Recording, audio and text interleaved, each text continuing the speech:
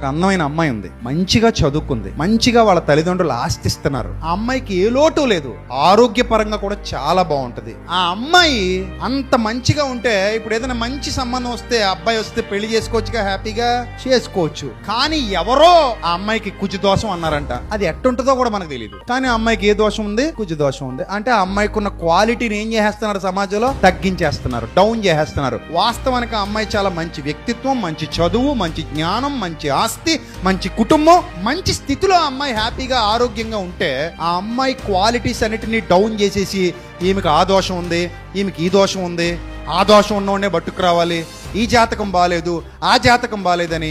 ఏంటిదంతా? ఎవరో ఇద్దరు ఒకళ్ళొకళ్ళు ఇష్టపడ్డారు, కుటుంబాలు కూడా ఒప్పుకున్నారు, వాళ్ళిద్దరు మంచి పొజిషన్ లో ఉన్నారు, పెళ్లి చేసుకోవాలనుకున్నారు. వాళ్ళు పెళ్లి చేసుకోవాలనుకున్నప్పుడు ఎవరో జాతకం చూసి ఇష్టపడ్డ పిల్లలిద్దరిని విడగొట్టేశాడు. వీళ్ళిద్దరికి పెళ్లి చేస్తే ఇద్దరు చచ్చిపోతారు అన్నాడంట. చూసావా, ఏడిచావా, నువ్వు ఎప్పుడు చచ్చిపోతావు నీకు తెలియదు. ఇప్పుడు ఈ విషయాన్ని ఎప్పుడైతే వాళ్ళ అమ్మా నాన్నల మనసుల్లో నాటేశారో ఇంకా మీకు ససేవరా పెళ్లి చేయమని కూర్చున్నారు. వాళ్ళు అక్కడితో ఆగలేదు. మీ ఇంట్లో ఒకళ్ళైనా పోతారు, వాళ్ళ ఇంట్లో ఒకళ్ళైనా పోతారు అన్నాడంట. ఇతని పైత్యం అలా ఉంది. అసలు ఏం చదివి చెప్పావు నువ్వు?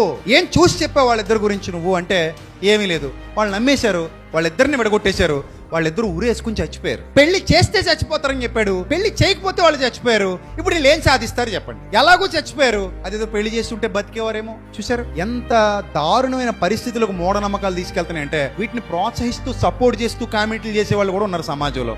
వాళ్ళని ఏమనాలో కూడా నాకు అర్థం కాదు. అరే ప్రాక్టికల్ లైఫ్ లోకి రండి అంటే ఎవ్వరు రాడు. మూఢత్వంలోనే బతుకుతారు, అంధత్వంలోనే బతుకుతారు, జ్ఞానం అజ్ఞానంలోనే బతుకుతారు. ఎప్పటికి మారతారో కూడా తెలియదు. మనం మారాలి. మనం వాస్తవ దృష్టికోణం కలిగి ఉండాలి. ఏ దృష్టికోణం? వాస్తవ దృష్టికోణం. వాస్తవాన్ని చూడగలగాలి, వాస్తవాన్ని అర్థం చేసుకోగలగాలి.